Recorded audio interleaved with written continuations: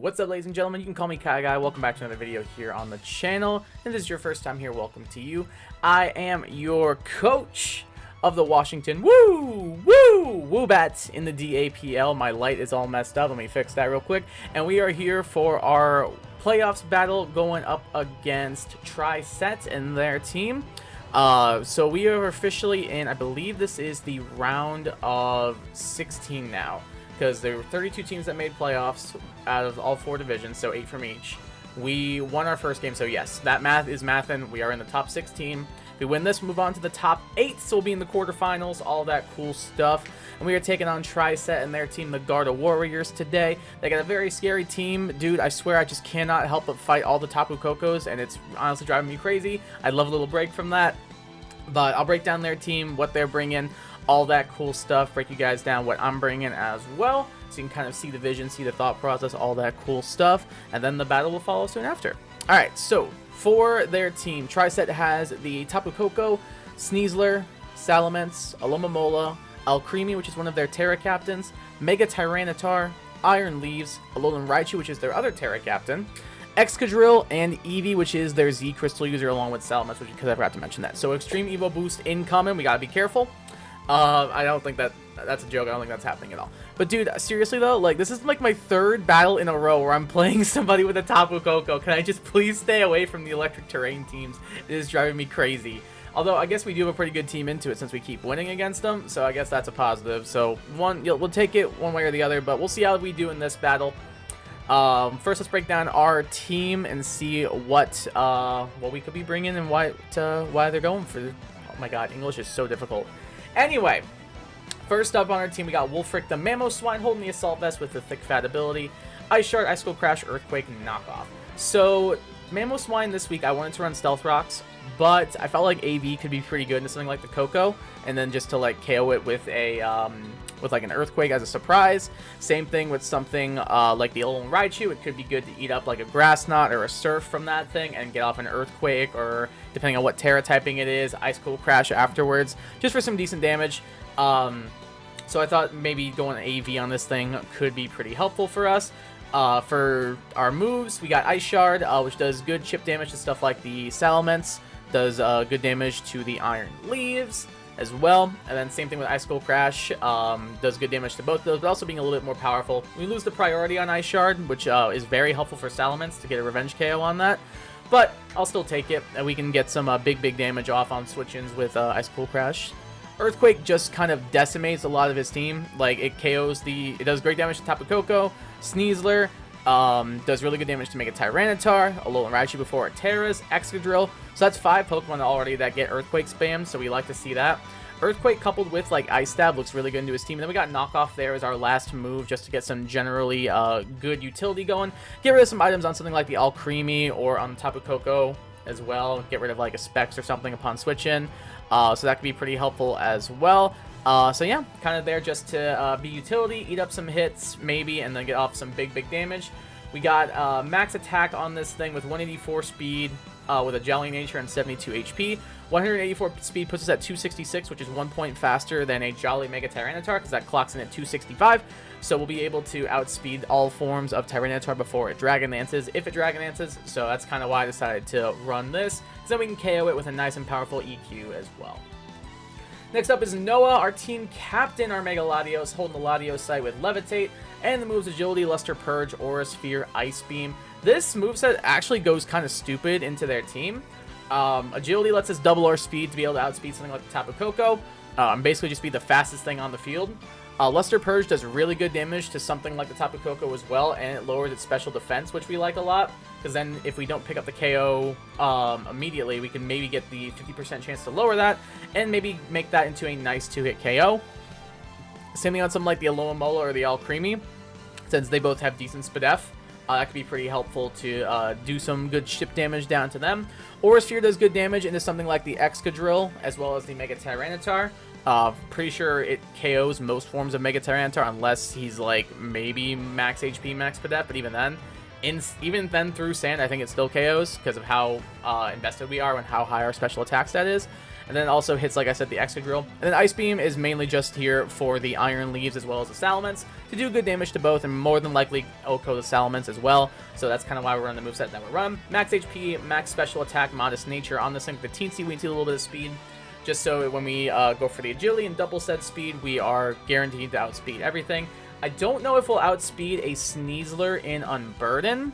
That might be the only thing that could be an issue, but we'll cross that bridge when we get there, because like there's not really a whole lot that Sneasler can do to my LATIOS, except maybe like a Dire Claw or a Throat Chop, and I feel like with my bulk investment I can kind of eat those up pretty well. Next up is Poppy Buster, the Celesteela, holding the leftovers with Beast Boost, Leech Seed, Toxic, Flamethrower, Giga Drain.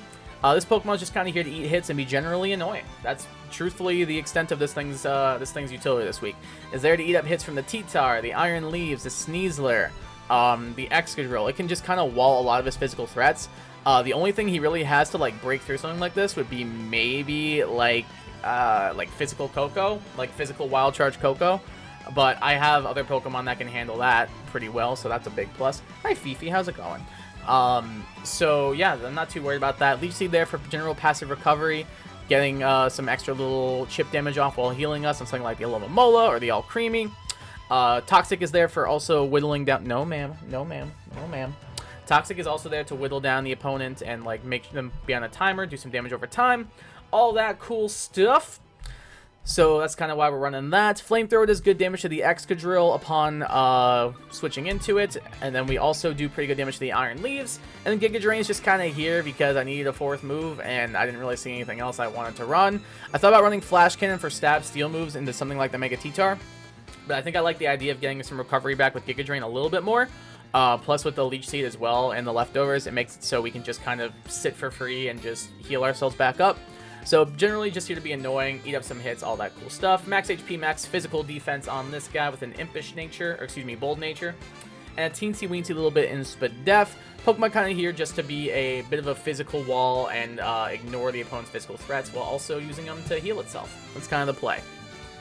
Next up is Tora, our Clefable, holding the leftovers with Unaware, and the moves Toxic, Protect, Soft-Boiled, Aromatherapy. You might be looking at this moveset and thinking to yourself, Kai, you big stupid idiot, you don't have any attacking moves on this thing. And well, you would be correct. I don't have a single attacking move on this thing. So if my opponent decides to run Taunt this week, I just probably can't do anything. But I don't really think that they would run Taunt based on the team that we're looking at. I don't think there's anything that would want to run Taunt or anything I'd want to leave Clefable in on that could run Taunt. So I think we're kind of chilling. So I really wanted to run all four of these moves, and I could not make all of them fit. So while having something like Moonblast or like Flamethrower for something like the Iron Leaves or the Excadrill, or even something like Ice Beam for the Salamence. So I was like, well, screw it. I'm gonna forego the idea of damaging this week, and I'm just gonna be fully annoying Clefable with no attacking moves whatsoever, just full status, leftovers for recovery, and just be generally annoying. So leftovers are there to heal ourselves up, Toxic to get a poison off on something, do some good damage over time, Protect to kind of stall out that time as well, Soft Boil to heal ourselves, and Aromatherapy is there to get rid of the status that they may put onto us. So that should be pretty helpful for us. And we're running max HP, max special defense on this thing. Kind of just here to be an annoying specially defensive Pokemon. Can take on something like the Alcremie, something like the Tapu Koko if it's special. Something like the little Raichu as well. We can just kind of let it go for nasty plots in our face all at once and just freely Toxic it back down. So that'll be nice and easy. Yeah, just kind of here to be our specially defensive wall this week. Eat up some hits here and there and kind of go in afterwards. Next up is Nia, our Meowscarada, holding the Choice Scarf with Protean, Spikes, Flower Trick, Knockoff, and Triple Axle for the moveset. I really wanted to get a little bit of hazard on the team, because I didn't get them on Mamoswine. I was like, I don't really need a fourth move from Meowscarada. Like, U-turn could be helpful. Especially with something like the Tapu Koko, like since we outspeed it and everything. But I was like, I really want Spikes because he doesn't really have a lot of ways to remove them outside of the Excadrill. So that I felt like could be pretty good into his team. Just get some general Spikes up, do a little bit of chip damage upon his switch-ins and everything. And since we're Choice Scarf, we'll outspeed his entire team unless they are also Scarf. So that's a big plus, being the fastest thing on the field. Flower Trick is there to do good grass-type damage, something like the Alomomola, the Tapu Koko, the Mega T-Tar, all that cool stuff. We've got Knockoff there to get rid of items on his side of the field. as well. And then triple axle is mainly just there for Salamence, because the triple axle, even if we're -1, I believe still OHKOs, because of our nature and our investment and everything. So I think we should still be good there. The only thing we gotta be careful of is if he runs like Rocky Helmet or Alomomola, that could be a little bit annoying. But that's what we got Flower Trick for, so that's should be okay, all things considered. Max physical attack, max speed on this thing. The max physical attack with the adamant nature to be as strong and powerful as possible. This kitty cat has the opportunity to go crazy this week, and I'm finally going to try and make it work. So hopefully Meowscarada is able to pull his weight this week and kind of just go absolutely stupid. That would be the goal. And last but not least, the MVP of the season easily. We've got Uni, our Oricorio, holding leftovers with Dancer, Quiver Dance, Roost, Revelation Dance, Air Slash. Yes, I am still running this moveset. Yes, it is still insanely good. I don't know what else there is to say. This Pokemon's broken. It just is. Like, I know people were like sleeping on this thing at the beginning of the year, and now all that people talk about in the Discord is like, oh my god, another Oricorio sleep, wow. And I'm just like, bro, then draft it, idiot. Like, I know you could have drafted it. I drafted this thing 4th round. There were 3 rounds you could have drafted it. Like, don't blame me, man. Find the counter. I don't know what else to say to you besides that. I'm just playing, but yeah, this Pokemon's really good, and like I don't feel like people give it the respect it deserves. Like, there are currently 3 Oricorio in top 8, so like we're showing the Alcremies and the Lucarios and the Comfeys of the world that Oricorio runs this ish, and that's how we like to see. So Uni the Goat is here bringing up the rear with the leftovers, like I said, to get a little bit of healing off. Quiver Dance to boost our special attack, special defense, and speed up by 1 stage. Roost is there for general healing. Then Revelation Dance is there to be our main form of stab, being able to hit get some good electric type damage off of. And since we're Terra Ground, we'll be able to Terrastalize and then hit even harder with that ground type stab. So that does really good damage into something like the Tapu Koko, the Sneasler, the Mega T-Tar, the Alolan Raichu, the Excadrill, the list goes on and on. And before we Terra Electric too, we also do really good damage, or before we Terra Ground, when we're still an Electric type, we also do really good damage to the Alomomola. So we've kind of got the strat here on lockdown. And then Air Slash is kind of here because I need a 4th move, and it hits the Iron Leaves. Whoop-de-freaking-do. So that's basically it. Max HP, max physical defense, excuse me, on this thing, with a Bold Nature to boost that physical defense even higher. Ideally, the way this works is we chip down with something like a Meowscarada or Mamoswine, as well as with our 2 walls, Poppy Buster and Tora. And then Uni or Noah can kind of just come in and clean. That's the main game plan this week, is just to chip down and then get set up. That's honestly the main goal this week, so hopefully we can make that make that plan come to fruition. Let me know what you guys think of the team down in the comments below. What do you like that I did? What do you not like that I did? What do you think looks better into his team? What do you think he's going to bring into my team? All that cool stuff. Make sure you let me know that in the comments. I think it is time to go ahead and jump into the battle. So I will see you guys in just a moment. Alright, we are back. We got all linked up with TrySet here. Had the battle, and we're going to do a little post-commentary reaction for you guys. So we see that the 6th they end up bringing is the Tapu Koko, the Sneasler, the Iron Leaves, the Alomomola, the Raichu Alolan form, and the Excadrill. A lot of what I expected, but I'm also kind of surprised we don't see something like the Salamence. I think like outside of the Mamoswine Ice Shard, Salamence isn't too bad in my team, especially with like a Scarf Moxie set, or not Scarf Moxie, like a D-Dance like Moxie boosting set with like Z Fly or something, or even like a Z Fire move. I feel like that's pretty good into my team, but I guess he decided not to bring it, so I'm not sure why, but I felt like that was pretty good. I was kind of scared about that Pokemon, I'm not gonna lie. So it's a very good thing we don't see it then. So looking at this team here, I feel like the obvious leads on his part could be something like the Alomomola and flip turn out, something like the Tapu Koko to get his terrain up, or something like the Raichu to get a Volt Switch. My assumption he's going to lead Tapu Koko, so I'm just going to lead with Mamoswine and just try to scare him. Mamoswine basically matches up into everything on this team pretty freaking well. The only thing that's a bit of an issue is the Iron Leaves, but even then we do have Ice Shard and Ice School Crash to hit that thing with. So I think my play here is to lead Mamoswine, as we see that he is going to end up leading with the Tapu Koko. So immediately, I kind of wish I did have Stealth Rocks on this Mamoswine, because I could just click him for free right here. Because unless he has like U-turn, he has to hard switch out, and I don't think he would have like something like he might have something like a Grass Knot or something, or even like a Nature's Madness here to just whittle me down a little bit. But I didn't really see a downside to clicking Earthquake. I had a feeling that the Alomomola would probably come in, but I could easily click Knockoff into that next turn and we'd be chilling. So we see he actually is going to go ahead and hard switch out into the Alomomola. as we get the EQ off. And it does good damage, actually. Like, 35% to an Alomomola is not bad.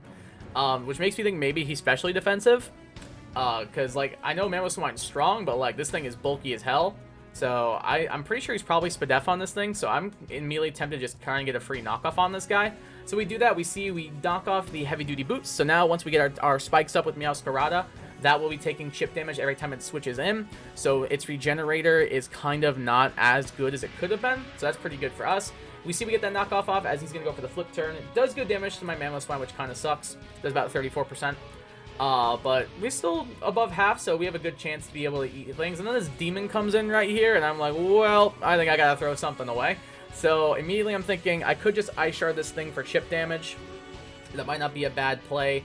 We'd see he does not have the Unburden with the Electric Seed here, so I'm wondering if maybe he's like a Poison Touch variant, probably. I don't think he'd be Pressure on this thing. Or maybe he's got some kind of other Unburdened item, like maybe he's like Focus Sash, or maybe he's like Normal Gem Fake Out, I don't know. But in my mind, I'm like, I'm pretty sure a Close Combat just murks me, so I'm just going to try and get damage off. As we see the Close Combat does indeed murk me, and Mamoswine's going to go down a little bit early, which kind of sucks, but honestly, it is what it is. Like, I feel like Mamoswine's not really, like, a hugely important member of this team, whereas something like Alomomola for his team is really important for him, so I'll take that free 56% gone on that thing, because I can just freely bring in Noah next turn, and we are good to just kind of go ahead and set agility up on this thing. As we see, he actually is Fling Big Nugget, so pretty cool strat on his part. That's a solid 80% to me, so if I was not HP invested, I'm pretty sure that just KO'd. But since I am, I can freely just go ahead and click the Luster Purge on this guy, and he's going to go ahead and go down. So honestly, the Pokemon I'm most scared of is gone already. So that's pretty freaking solid for me. As we see, he does bring in the Tapu Koko right here. He should outspeed me, more than likely. But he actually ends up going for Calm Mind here, and even at +1 Spadef, that did 66%. Mega LATIOS is so freaking strong, dude. That just did 66%. I know Tapu Koko's not the bulkiest, but 66% when he's +1 Spadef is kind of insane. So, and you also do get special defense drop right here, so immediately he's going to be like, well, I can't really deal with this right now. I just have to KO this thing, so, and that's kind of what I'm banking on, because then I get a free switch into Meowscarada afterwards, and Meowscarada kind of just goes stupid into the rest of this game, because we're Choice Scarf. He does get the Thunderbolt off, it does KO me. If that didn't KO, he would have been so sad. But I have a free switch into Meowscarada right here, and he might be thinking, well, I'm faster than this thing, but oh my gosh, why did he bring this in? Is it Choice Scarf? And that also gives him like a little mind game he has to kind of play into and everything. Which I am Choice Scarf, but like, he doesn't know that. Maybe I'm bluffing. Oh, we don't know. But my play here was 1000% to just click the Flower Trick, get this thing gone. I was really close to spiking here, but I think getting the damage off is the better call. So I'm going to go ahead and click the nice and free little Flower Trick as the Iron Leaves comes in, which is going to be able to eat this no problem. That's still a decent 26%. That's a little bit of chip that we'll take. And immediately I'm like, well, I can't come in on this. I can't stay on this thing. Into my physical wall, Celesteela. That is 1000% what needs to come in right now. If he wants to Swords Dance, he can Swords Dance. I don't really care. I'm not going to lie. I think it's fine. We see he does Swords Dance to get up to +2 attack, so he gets a free SD there, as the Electric Terrain is going to go away, so he will lose his Quark Drive, but he's still +2 physical attack. However, I think what people forget is that this is a Celesteela, and it's extremely bulky, so this is +2 Close Combat, didn't even do half. Didn't even do half to a Celesteela. This Pokemon is so freaking bulky, it's actually insane. And now he's going to lower his physical and special defense by 1 stage as well, so I get a free Flamethrower off on this thing. Just barely misses up on the KO, lives on 13%, so a little bit unfortunate for me. But I can freely just KO him next turn with Flamethrower anyway and get my little bit of leftovers recovery. He's going to CC again, only does 47 that time as well. And since he's lowering his Spadef even further, that's going to be a free KO for Celesteela. And now Celesteela's a little bit low, which kind of sucks, but honestly, like, we have ways of dealing with the Excadrill with both Uni and Meowscarada. So honestly, like, I think this is okay with me. And we're also going to get the +1 from Beast Boost as well, and a little bit of leftovers recovery. He does bring the Tapu Koko back in, and I really don't want to let this thing get like a free like a free Calm Minder or anything, or like a Roost or whatever. So I think my immediate plan here was just to go for Leech Seed, try and get a little bit of healing back on myself, and if he KOs me, he KOs me. As we see, that is what he does. He goes for the T-Bolt. Very smart play on his part, KOing my Celesteela. But once again, Meowscarada just comes right back in and says, I don't care about you. I'm going to Flower Trick you into the next dimension. What's up? How's it hanging? So I can really just go for that, and since we are Scarf and Outspeed, there is no chance that thing lives, and the Tapu Koko is going to go down, which is very huge for us. He brings in the Excadrill right here, and I was doing calcs, and like, this thing doesn't kill me unless he's Adamant Choice Band, and even then, it's a roll. So we're kind of chilling, and we can kind of just freely two-shot this thing with Flower Trick. So I'm like, well, what is the point of me not just doing that then? Like, I could swap into something like Oricorio. I can't swap into Clefable, obviously. But I could easily swap into something like Oricorio. But, like, if this two-shots and he can't kill me, why don't I just... Because I'm pretty sure if I... Because all this is doing, too, is stalling his Electric Terrain turns. And, like, as soon as E-Terrain is gone, like, Meowscarada just wins. Like, straight up just wins. So, might as well just go for the big damage. As we see, a Flower Trick goes off, does a ton of damage to the Excadrill, 72%. And, like, especially because he's wasting the E-Terrain turns, like, Meowscarada kind of just wins. At least this is what I thought. Because then he immediately crits me with Iron Head, and I got really pissed off. That is, like, worst case scenario there. He gets a crit with the Iron Head. Based on every calc I'm doing, there is no universe this did kill if it wasn't a crit. So that is very awful for me, actually, because this Pokemon kind of just won, and now I have to rely on not getting flinched by Iron Head. So that's a fun game that I get to play now. So we see he has leftovers on this thing. I'm going to bring in Oricorio. I was like, yeah, I say in the chat, wow, that's actually so huge, because it is. Like, Meowscarada kind of just won if we didn't get crit there. So that's a bit frustrating, but I think Oricorio can win as long as we don't get flinched by Iron Head, because we are physically defensive, so we should be able to eat up a hit or two.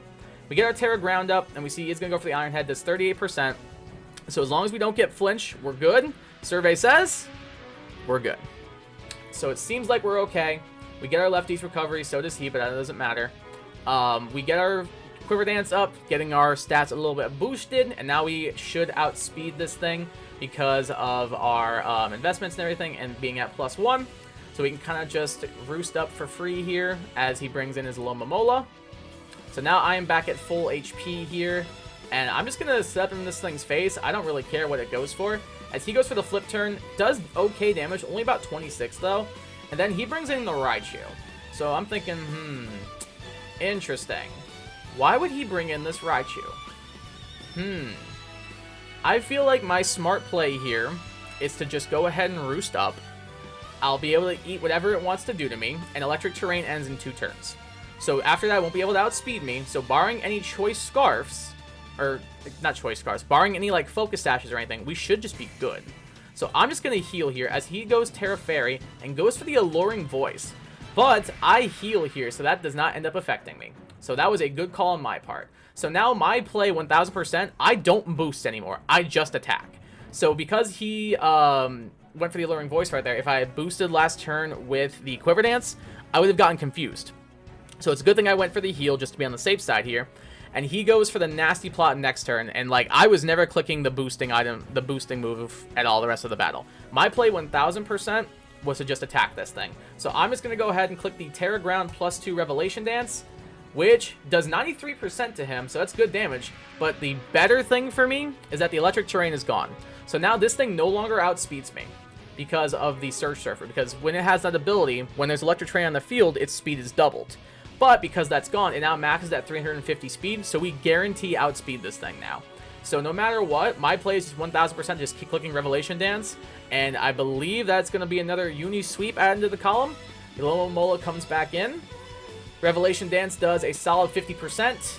He misses the Toxic. You know what? I'm going to call it. That's justice for critting my Meowscarada. I'm just going to throw that out there. I think that's justice. I think that's deserved. And we get another Rev Dance off on this thing. It's going to pick up the KO on the Alomomola. All that remains is the Excadrill. We've seen its leftovers. It is not Choice Scarf. It cannot Terra. That is going to be Revelation Dance. KO on the Excadrill, and your Washington WOOBAT move on to the quarterfinals in the DAPL. We are officially in top 8. So pretty solid performance from us so far this season. Who's to say we can't keep going? First draft league games in over 6 years since what, the OG Sun and Moon days, I'm pretty sure, and I'm showing I can still hang with the young guns. Like we're doing all right for ourselves. Top 8's never never a bad thing. Top 8 out of 64, we'll take that all day, baby. So yeah, your Washington Woo. I almost did the thing again. Your Washington WOOBAT will be back here again next week for our quarterfinal battle. So that should be very, very interesting. We are able to pick up that hashtag Dubsky this week. Oricorio, my goat. Uni, you are an absolute legend. I love this Pokemon so much. This Pokemon's actually so good. Yeah, we're able to pick up that win. Let's freaking go, dude. I'll see you guys back here next week for another playoff battle in the DAPL, because we are staying alive. Alrighty. If you guys enjoyed the video, please consider subscribing. We're on our way to 600 subscribers. That is my goal for the year. Really appreciate if you could help me hit that. Also, leave a like, click that thumbs up button. It helps me out a ton. Helps new people see the videos, and maybe the reason they see the videos because you liked it, and YouTube pushes that out and it's like, hey, you'll like this too, like that kind of thing. So it means a lot if you could do that for me. I will see you guys back here next week. You guys have a great one. I will catch you all in the next battle, and until then, I'll leave you all with this. Peace.